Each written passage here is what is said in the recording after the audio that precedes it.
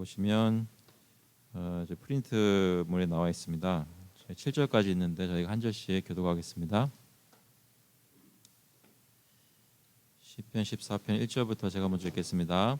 다윗의 시 인도자를 따라 부르는 노래. 어리석은 자는 그의 마음에 이르기를 하나님이 없다 하는도다. 그들은 부패하고 그 행실이 가증하니 선을 행하는 자가 없도다. 여호와께서 하늘에서 인생을 굽어 살피사 지각이 있어 하나님을 찾는 자가 있는가 보려 하신즉 다 치우쳐 함께 더러운 자가 되고 선을 행하는 자가 없으니 하나도 없도다. 죄악을 행하는 자는 다 모지 아니야. 그들이 떡 먹듯이 내 백성을 먹으면서 여호와를 부르지 아니한도다.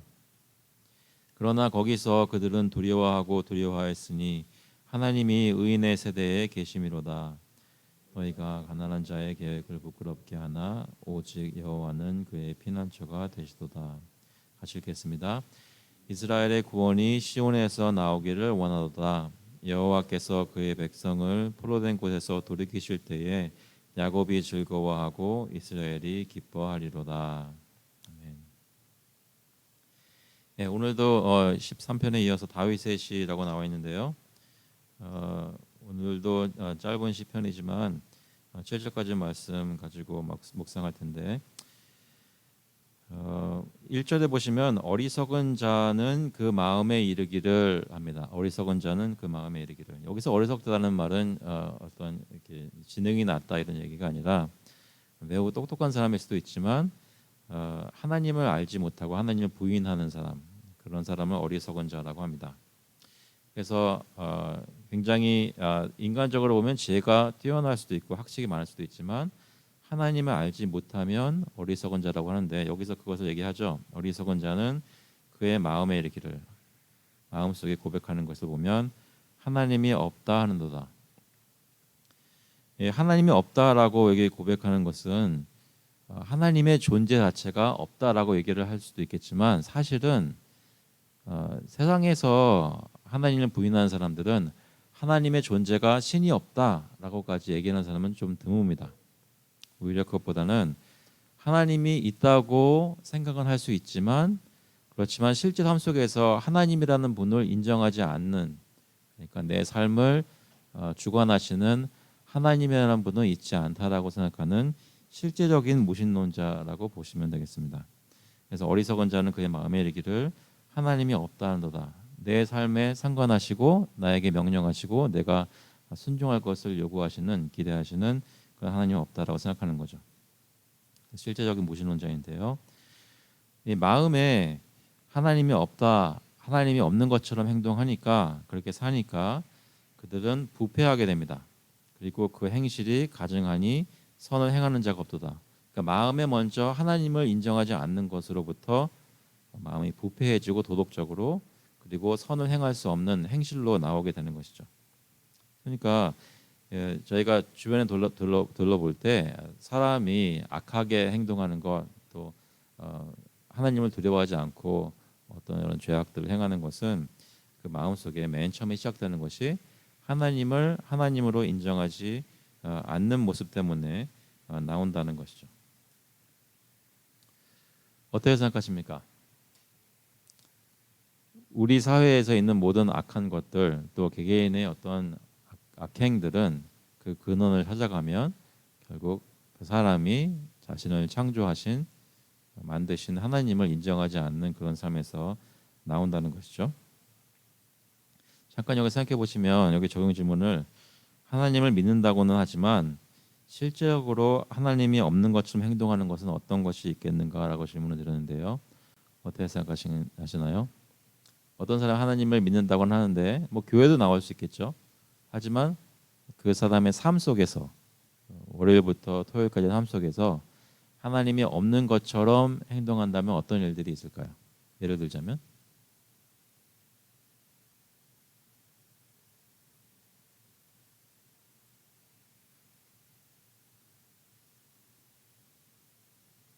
어떻게 생각하세요?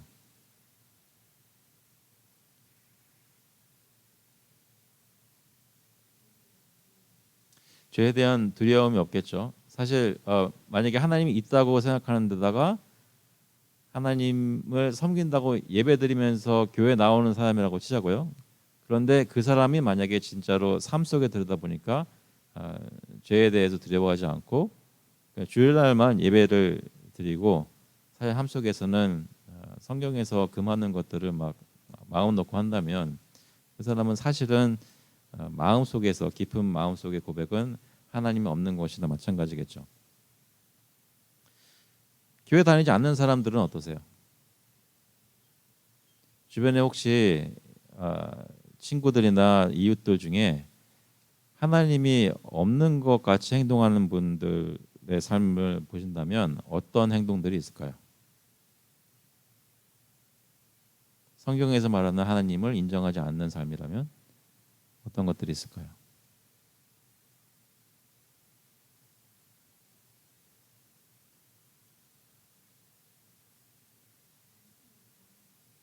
교만함.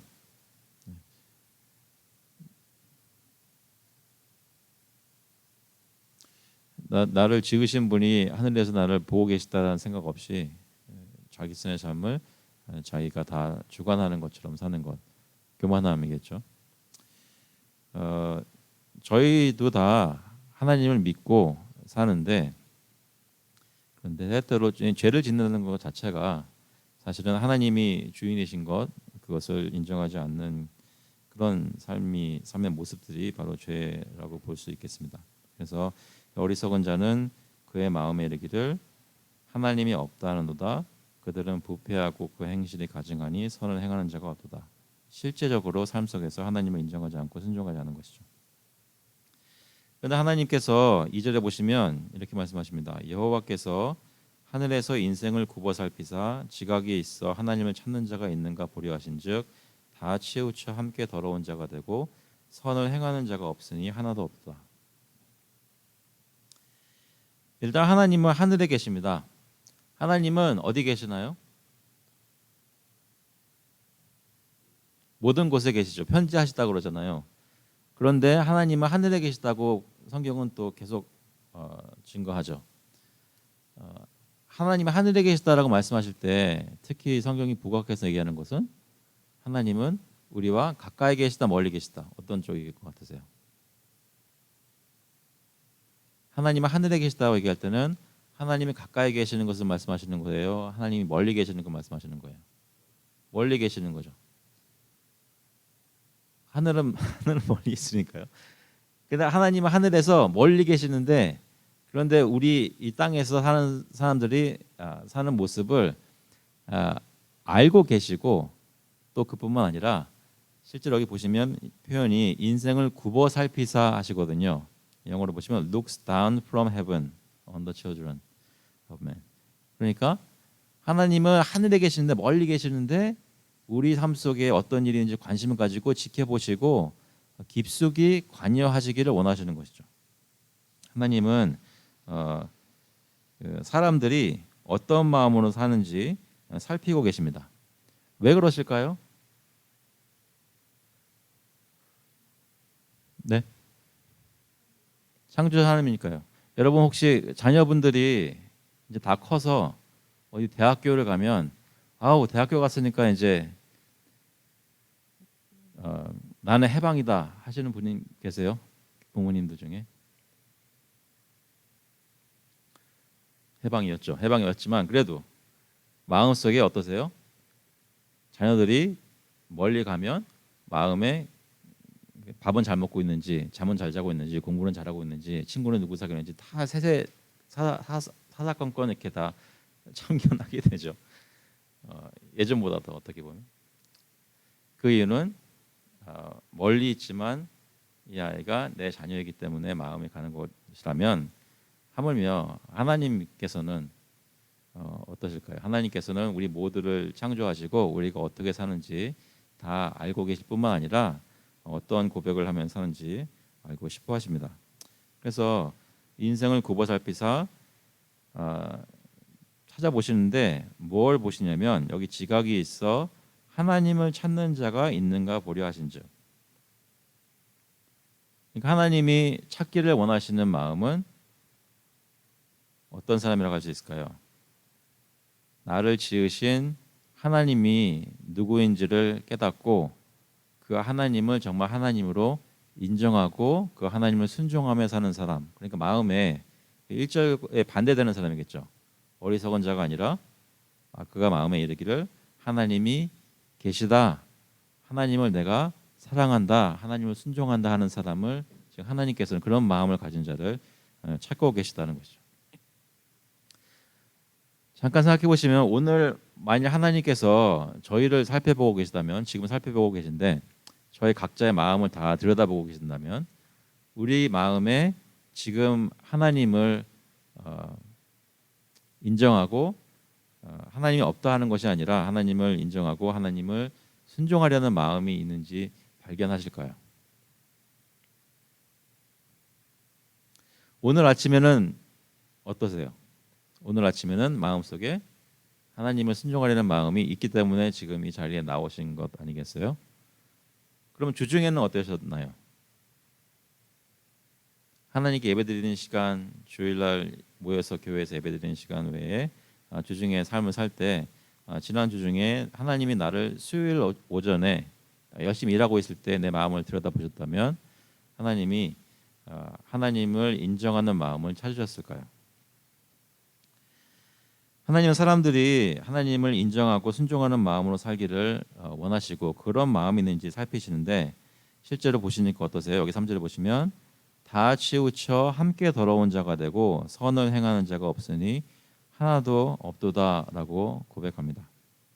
그러니까 하나님께서는 그런 마음을 가지고 찾으시는데 그런 마음을 가진 자가 한 사람도 발견되지 않았다는 것이죠. 잠깐 로마서 말씀 보시면요. 로마서 1장에 보시면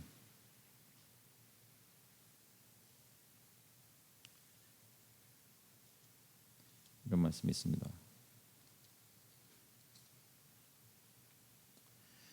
로마서 1장 18절부터 한번 읽어볼게요. 로마서 1장 18절부터 보시면 하나님의 진노가 불의로 진리를 막는 사람들의 모든 경건하지 않음과 불의에 대하여 하늘로부터 나타나니 이는 하나님을 알만한 것이 그들 속에 보임이라 하나님께서 이를 그들에게 보이셨느니라. 그러니까 사람들은 사실 핑계댈 것이 없는 거죠. 모든 피조물들은 그 속에 하나님이 어떤 분이신지 본성적으로 알 수밖에 없다는 거예요. 하나님을 알만한 것이 그들 속에 보임이라. 그래서 어떤 사람을 그 감방에 가둬 정신병동에 가둬두고 그 방 안에 아무것도 놓지 않고 뭐 나무 한 그루 풀포기 하나도 놓지 않아도 다 흰 벽이어도 그 사람은 하나님에 대한 증거를 받을 수 있는 것이 자기 몸이 있으니까 하나님이 지으신 자신이 있으니까 하나님에 대해서 알 수밖에 없다는 것이죠. 그런데 알만한 것이 그들 속에 보이는데 그런데 20절에 보시면 창세로부터 그의 보이지 아니하는 것들 곧 그의 영원하신 능력과 신성이 그가 만드신 만물에 분명히 보여 알려졌나니 그러므로 그들이 핑계하지 못할지니라. 그런데 21절에 보면 하나님을 알되 하나님을 영화롭게도 아니하며 감사하지도 아니하고 오히려 그 생각이 허망하여지며 미련한 마음이 어두워졌나니 하나님을 부인하는 것이죠. 하나님 없다 하는 거죠. 스스로 지혜 있다 하나 어리석게 되어 여기서 똑같이 어리석다는 말을 합니다. 그러니까 시편 14편에서 어리석은 자는 여기 로마서 1장에서 얘기하는 것처럼 하나님을 알지만 하나님을 영화롭게도 하지 않고 하나님께 감사하지도 않는 하나님을 인정하지 않는 사람을 얘기합니다. 하나님을 예배하지 않는 거죠. 예수님 믿지 않는 겁니다. 하나님 믿지 않는 겁니다. 그 사람들은 실제적인 무신론자들인데 하나님께서 세상을 바라보시면서 어떤 사람들인가 그 마음을 살펴보니까 오늘 14편에서 말씀하는 것처럼 3절에서 말하는 것처럼 다 치우쳐 함께 더러운 자가 되고 선을 행하는 자가 없으니 하나도 없도다라고 얘기하는 것입니다. 이것을 로마서 3장에 보시면 여기 3장 10절에 인용합니다. 바울 사도가 복음을 얘기하려고 할 때 3장 9절에 보시면 그러면 어떠하냐 우리는 나으냐 결코 아니라 유대인이나 헬라인이나 다 죄 아래에 있다고 우리가 이미 선언하였느니라. 기록된 바 의인은 없나니 하나도 없으며 깨닫는 자도 없고 하나님을 찾는 자도 없고 다 치우쳐 함께 무익하게 되고 선을 행하는 자는 없나니 하나도 없도다. 그러니까 시편 14편의 말씀을 바울 사도가 로마서에서 인용하면서 복음을 설명할 때 이 세상에 있는 모든 사람들은 다 구약 성경이 증거한 대로 하나님을 인정하는 사람이 없었다. 그러니까 한마디로 다 죄인이었다, 죄인이다라고 증거하는 것이죠. 그러면서 그 시편 14편 말씀뿐만 아니라 이 보시면 시편 5편 말씀 그 시편 140편 말씀, 10편 말씀 다 쭉 얘기하면서 의인 없나 하나도 없으며 얘기하면서 13절에 그들의 목구멍은 열린 무덤이요 그 혀로는 또 속임을 일삼으며 그 입술에는 독사의 독이 있고 그 입에는 저주와 악독이 가득하고 그 발은 피 흘리는데 빠른지라 파멸과 고생이 그 길에 있어 평강의 길을 알지 못하였고 그들의 눈앞에 하나님을 두려워함이 없느니라 함과 같으니라. 그래서 모든 사람들이 다 하나님을 인정하지 않고 죄 가운데 빠져 있다는 것을 바울 사도가 증거하였습니다. 모든 사람이 다 부패했다는 것이죠. 그래서 잠깐 생각해 보시면 여기 적용 질문을 우리가 살고 있는 세상은 어떻게 악함을 보이는가라고 질문했는데요. 여러분 지금 뉴스를 보거나 또는 내 주위의 삶을 볼 때 세상에 악한 것이 있는 것 같으세요? 어떤 것들이 악하다고 얘기할 수 있을까요? 전쟁이 있죠. 지금 전쟁이 있는 곳은 어디일까요? 이스라엘도 있고 또 우크라이나도 있죠. 두 군데 지금 저희가 알고 있는 것만 큰 전쟁이 일어나서 많은 사람들이 죽고 다치고 있습니다. 또 어떤 것들이 있나요? 악함을 보는 것이 있나요? 여러분이 경험하시는 실제로 주변에서 경험하시는 악함은 있었나요? 그동안?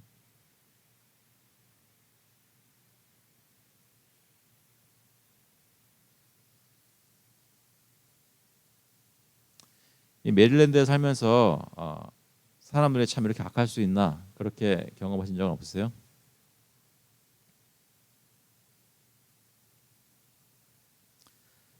그럼 한국에서 살 때랑 지금 미국에 살 때랑 어디가 더 악한 것 같으세요?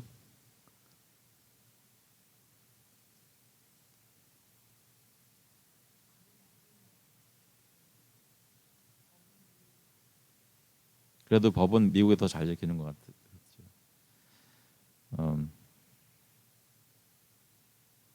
어떤 것들이 있을까요? 구체적으로, 실제적으로 여러분 경험하신 한국에서도 괜찮고 미국에서도 괜찮고 여러분이 경험하신 사람들이 법을 안 지키는 것이든 아니면 하나님을 두려워하지 않고 악한 일을 하는 것이 있었다면 혹시 그런 거 없으셨어요?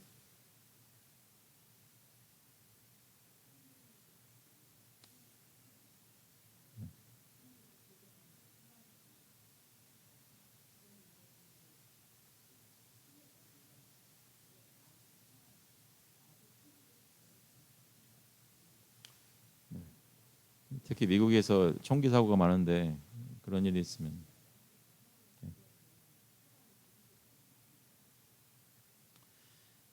사실 저희 같은 한국 사람들이 이해하기는 좀 힘든 그러니까 한국이 어떻게 보면 그런 말도 들은 적이 있는데 어, 성격이나 성품 그걸로 보면 성향으로 보면 한국 사람들이 훨씬 더 어,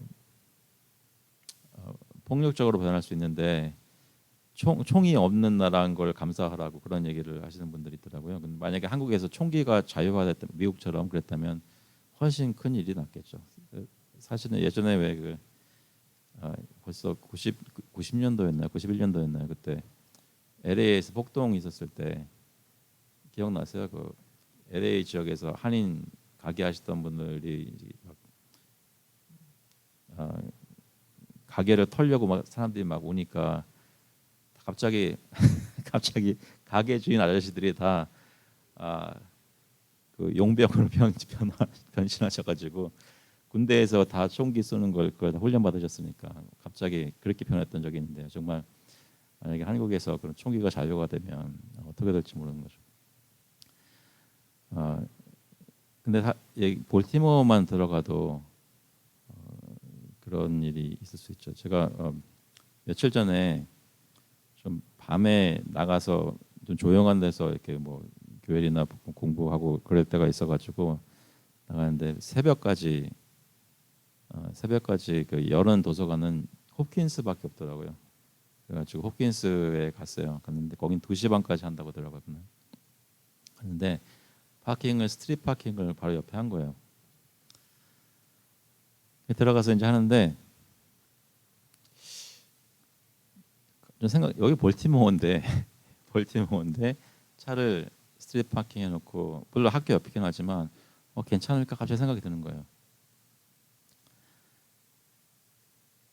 그래가지고 원래는 한 1시 2시까지 있으려고 그랬는데 한 11시쯤에 나왔어요. 나와서 차를 향해서 가는데 갑자기 발걸음이 좀 빨리 가면서 아직도 있을까 그런 생각이 막 드는 거예요. 갔는데 가면서 이제 예전에 가게 하셨던 분들 그 스토리들이 막 생각나면서 갔더니 차 바퀴가 빠져 있더라 이런 얘기 막 생각나고 갔더니 무사히 있었어요. 지금 너무나 감사했는데 이건 제 아내한테도 얘기 안 한 건데 갑자기 배가 고픈 거예요. 그래가지고 근데 볼티모어니까 가능하잖아요. 옆에 중국집이 있더라고요. 그래서 중국집 이렇게 쳐가지고 갔는데 그날은 왜 그런지 모르겠어요. 근데 그날 갔는데 그 중국집 앞에 경찰차가 있고 또 앞에 또 건너편에 경찰차가 있고 다 이제 보쳐 서 있는 거죠. 근데 그런데도 좀 이렇게 사람들이 왔다 갔다 해요. 코너에 차들이 서 있더라고 좋은 차들이. 그래서 약간 느낌이 이게 말로만 듣던 그 약 파는 사람들인가 그런 생각도 들고. 그래서 생각해 보니까 여기서 30분만 가면 그게 매일 있는 일인데 저희는 이곳에 살면서 그것을 잘 생각 못하고 살죠. 그것만 악한 것이겠습니까? 사실은 우리 주변에 여러 가지 범죄 일이 많죠. 그 이유는 우리 주변에 지금 현재 교회를 다니는 사람이라고 한다고 하더라도 실제로 마음속에 하나님을 하나님으로 인정하지 않고 하나님이 없다라는 식으로 살고 있는 사람들이 우리 주변에 지금 있기 때문입니다. 게다가 저희 마음도 우리도 하나님 믿는다고 하는데 실제로 월요일부터 토요일까지의 삶을 다시 한번 돌아보시면 중간중간에 하나님을 인정하지 않고 순종하지 않는 마음을 가졌던 적이 있지 않았나 생각해 봅니다. 바울 사도의 고백은 또 시편 기자의 고백은 다 치우쳐 함께 더러운 자가 되었다는 것이죠. 그래서 우리가 살고 있는 세상은 죄악이 가득한 세상이라는 것을 기억하게 합니다. 그런데 여기 4절에 보시면 죄악을 행하는 자는 다 무지하냐 그들이 떡 먹듯이 내 백성을 먹으면서 여호와를 부르지 아니하노다 얘기합니다. 악인들은 하나님이나 그의 백성들을 알지 못합니다. 인정하지도 않습니다. 그래서 의인들을 핍박하고 하나님을 예배하지 않는 것입니다. 하나님께서는 근데 말씀하시는 것이 죄악을 행하는 자가 어찌 이렇게 모르냐 그들이 떡 먹듯이 내 백성을 먹으면서 여호와를 부르지 아니하노다. 그러니까 마치 하나님이 이 사람들을 창조하지 않은 것처럼 마치 하나님께서 지금 이 세상에 관여하지 않으시는 것처럼 말하고 행동한다는 것이죠. 근데 사실은 어때요? 하나님께서는 지금도 이 세상을 살피시고 관여하시고 섭리하고 계시다는 것이죠. 사람들이 인정하든 고백하든 예배하든지 하든지 말든지 하나님께서는 주인으로 지금 피조물을 향해 창조주로서 다스리고 계시다는 것입니다. 지금 이스라엘에서 전쟁이 나는 건 우크라이나 전쟁이 나는 그곳마다 하나님께서 상관하고 계시고 지금 우리가 살고 있는 이 지역에서도 볼티모어가 됐던 이 카운티가 되었던 하나님께서는 내 백성들을 보호하고 계시는 하나님이시라는 것이죠. 지금 세상의 악한 사람들은 어떻게 의인들을 핍박하고 있습니까? 하나님을 인정하지 않으니까 핍박을 하고 있을 텐데 여러 가지 모습으로 특히 어떤 나라들은 하나님을 믿는 사람들을 공격하고 또 예배를 드리는 것을 금하고 있습니다.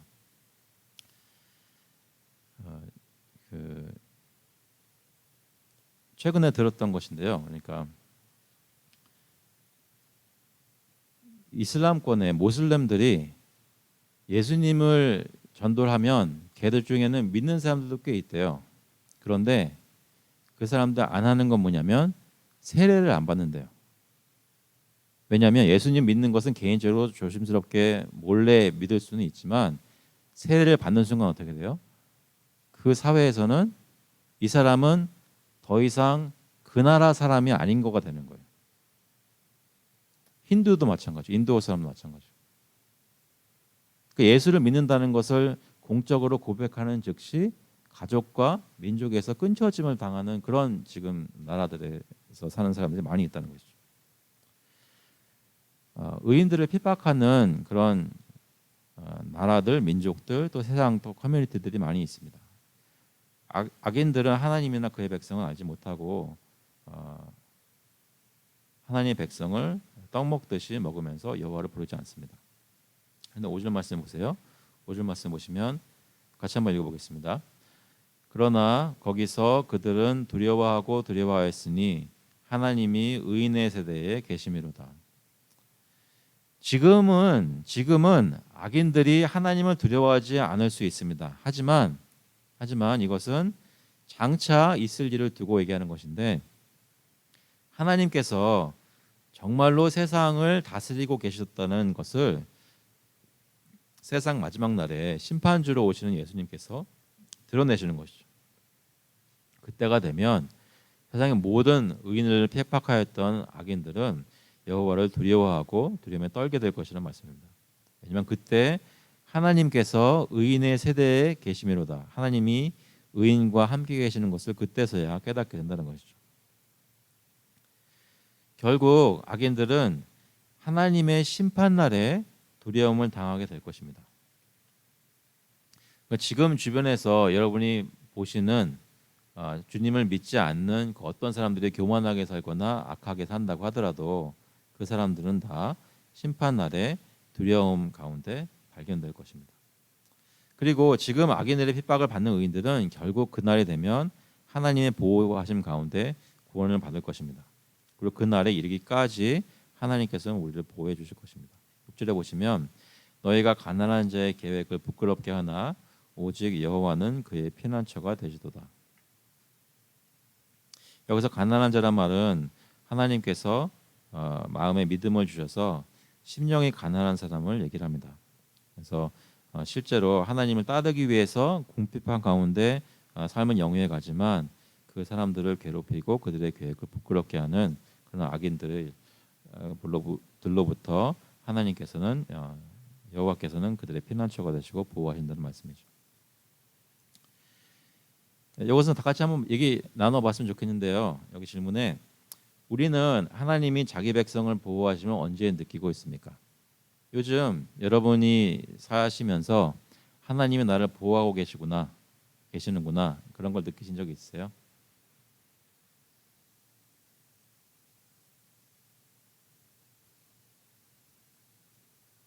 하나님의 우리의 삶을 보호하고 지키고 계시는구나 느끼신 적 있으십니까?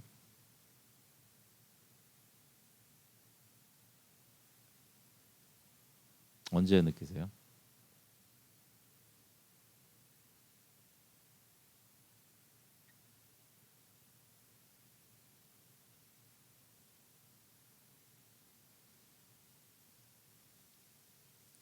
그런 적 없어요?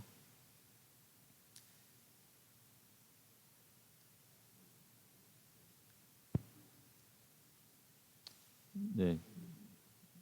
아침에 눈 뜨고 밤에 잠자리 잘 들게 하시는 것도 감사하고요. 근데 혹시 그냥 뭐 이렇게 지어서 말씀하라는 것이 아니라 그냥 요즘 혹시 특별히 여느 때보다 하나님 정말 나 지키고 계시는구나 느끼신 적 없었어요?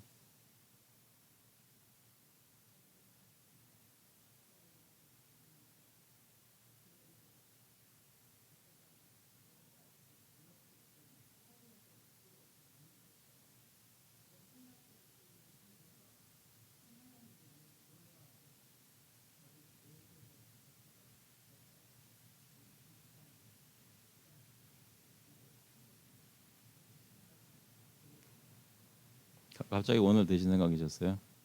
갑자기 오늘 그런 생각이 드셨어요?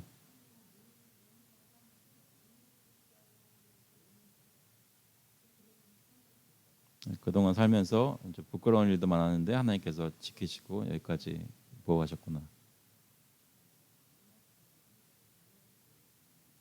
네, 네, 네.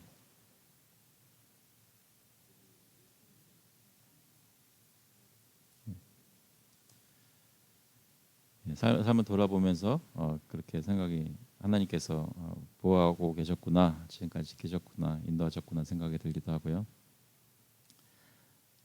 혹시 어떤 사건이나 어떤 일은 없었나요, 지난주 중에? 하나님이 이렇게 지켜주신 것?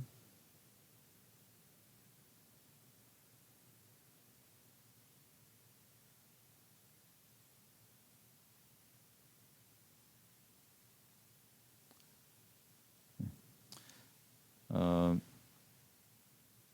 저는 이미 말씀드렸고요. 볼티모어에서 살아 들어오게 한 것 말씀드렸고, 아, 그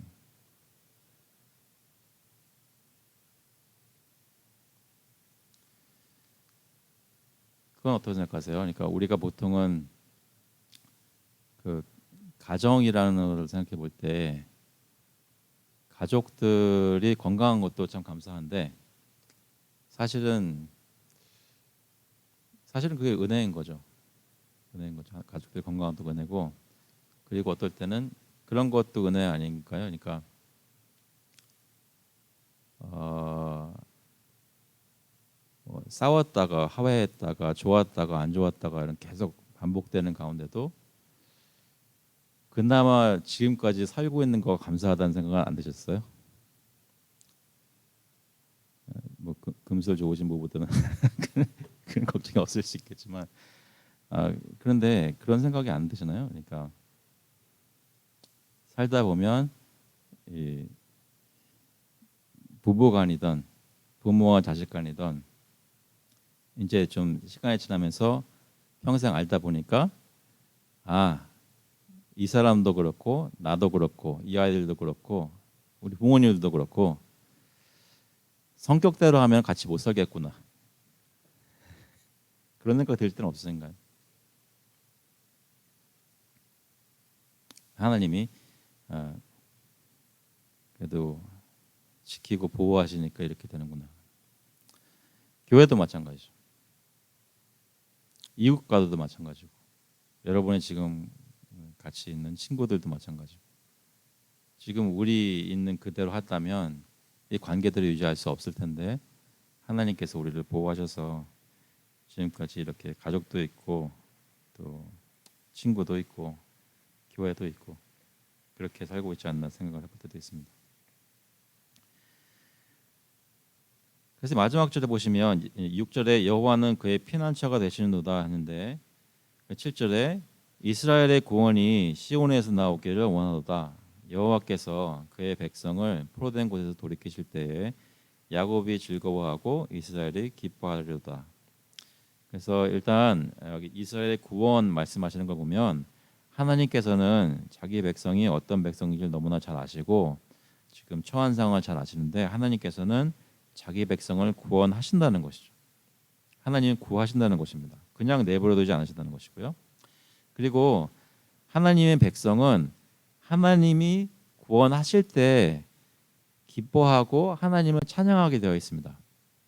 만약에 우리가 기뻐함이 많이 없거나 하나님을 찬양하는 것이 적어진다면 그것은 하나님이 지금 나를 구원하셨고 구원하고 계시고 구하실 것이다라는 그 생각이 점점 옅어지기 때문에 그러지 않나 싶습니다.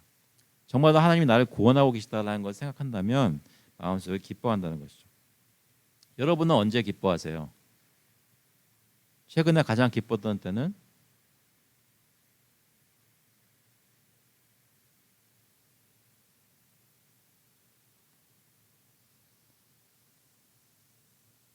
그냥 사는 게 뭐 다 그렇죠.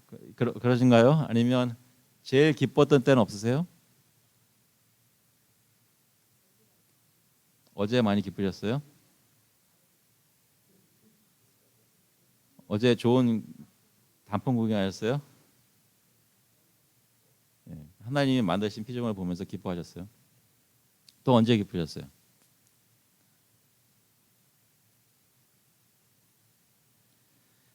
혹시 여기서 얘기하는 것처럼 구원받아서 기뻤던 적이 있으니까 내가 천국 가게 돼서 기쁘다 갑자기 생각이 나서 기뻤던 것도 물론 그렇지만 어떤 굉장히 어떤 이렇게 어, 궁지에 몰렸을 때 하나님이 구원해 주셔서 구해 주셔서 기뻤던 때는 없으신가요?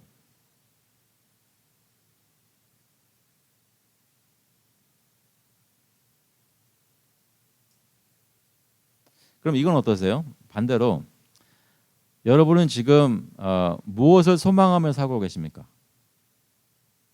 바라고 계시는 게 무엇이에요?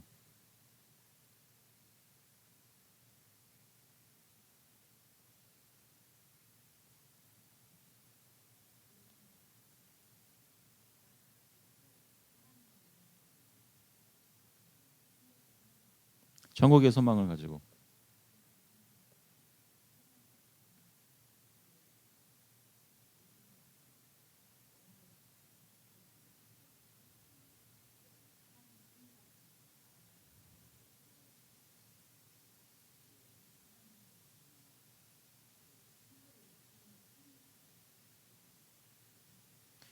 하나님이 만드신 세상에 살면서 하나님을 느끼면서 사는 것. 네, 네,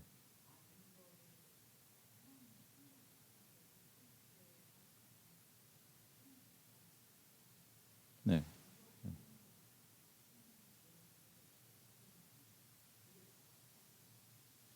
네, 하나님을 믿고 있으니까 믿는 사람이니까 하나님이 정말 내 살고 있는 삶 속에서 이렇게 나타나고 경험되어질 때 가장 기쁘게 하는 거죠.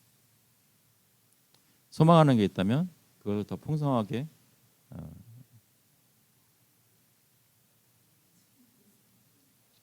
네, 네.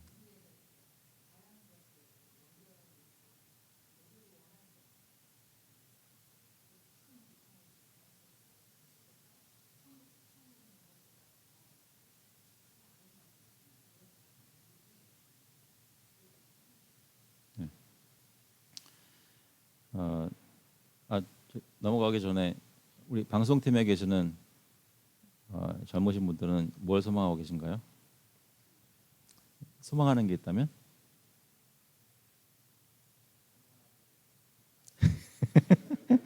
그럴 줄 알았어요. 오늘은 아무 사고 없이 방송이 무사히 마쳐지게 되는 거. 예. 좀 더 원대한 꿈 없어요? 어떻게? 보성 형제는 딴 거 없어요? 예. 어떤 똑같은 생각 있어요?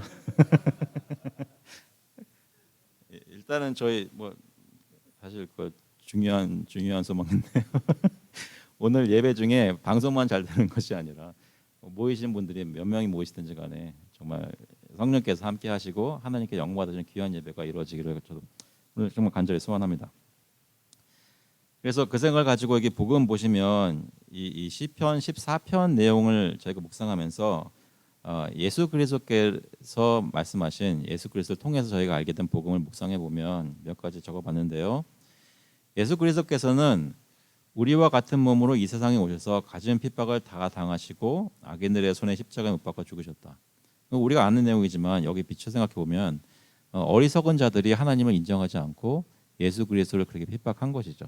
예수님의 경우는 특히 하나님을 안다고 하는 사람들 유대인의 지도자들의 손에 의해서 그렇게 핍박을 당했습니다. 의인이 당할 수 있는 모든 고난과 최고의 고난을 예수 그리스도께서 우리를 위해 당하셨다는 것이죠. 그래서 이 시편 14편에 나오는 그런 가난한 자, 의인은 바로 예수님을 두고 하는 말씀입니다. 그런데 시편 14편에서 얘기하셨던 것처럼 여호와를 피난처로 삼으신 분이 또 예수님이라는 거죠. 예수님은 온전히 하나님의 손에 아버지의 손에 자신을 의탁하셨습니다. 그런데 예수님께서는 이런 하나님 백성이실 뿐만 아니라 하나님의 백성을 위해서 보내심 받은 구원자라는 것이죠. 여기 7절에 이스라엘의 구원이 시온에서 나오기를 원하는도다 할 때 실제로 하나님께서 보내신 그 구원은 바로 예수님이십니다. 예수 그리스도께서 바로 하나님이 자기 백성을 위해 보내신 구원자이시고 하나님의 백성은 그 구원을 경험할 때 예수님 안에서 예수님 때문에 기뻐하고 찬양한다는 것이죠. 그래서 우리가 기뻐한다면 다 그리스도를 통한 구원 때문에 기뻐하는 것이죠. 또한 악인들이 심판날을 두려워하는 것도 사실은 예수 그리스도께서 심판주로 오셔서 심판하실 것을 두려워하는 것입니다. 예수 그리스도께서 바로 악인들을 두려워하다 하나님의 심판이시죠. 예수님이 재림하시면 모든 악인들을 벌하실 것입니다. 저희가 오늘 하루 종일이나 예배 끝나고 좀 시간이 되시면 혹시 기억이 나시면 나는 정말 하나님을 인정하고 사는가 생각을 해봤으면 좋겠고요. 그리고 또 나는 하나님을 인정하고 믿는다고 하면 나는 무엇을 바라고 기뻐하며 사는가.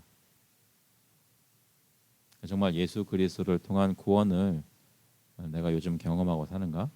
그런 것들을 묵상할 수 있는 시간이 있으면 좋겠습니다. 그래서 그런 것들이 마음에 묵상이 되고 또 경험이 될 때 우리 다 같이 모여서 예배를 드리면 여기 야곱이 즐거워하고 이스라엘이 기뻐하는 것처럼 그런 하나님의 구원을 찬양하는 기쁨의 찬 예배가 될 수 있기를 간절히 바랍니다.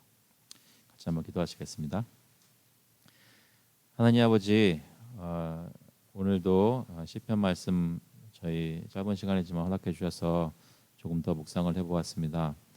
저희 삶 속에 또 저희 주변에 하나님을 인정하며 사는 사람들이 얼마나 많이 있는지, 또 입술로는 인정한다고 해도 정말 삶 속에서 하나님을 순종하고 주님이 계신 것처럼 살 때가, 우리도 그런 때가 많이 있는지 다시 한번 돌아봅니다. 주님께서 저희로 하여금 솔직하게 해주시고 저희가 신앙을 가지고 신앙인으로 살 때 다른 것을 생각하는 것이 아니라 정말 하나님 앞에서 살 수 있도록 또 하나님께서 베푸신 구원을, 예수 그리스도를 경험하며 살 수 있도록 인도하여 주셔서 저희가 예배 가운데 기쁨이 있다면 거짓으로 만들어내는 기쁨이 아니라 정말로 우리를 구원해 주신 예수 그리스도를 기뻐하기 때문에 찬양하는 시간 될 수 있도록 오늘도 주님께서 인도하여 주셔서 감사드리면서 예수 그리스도의 이름으로 기도합니다.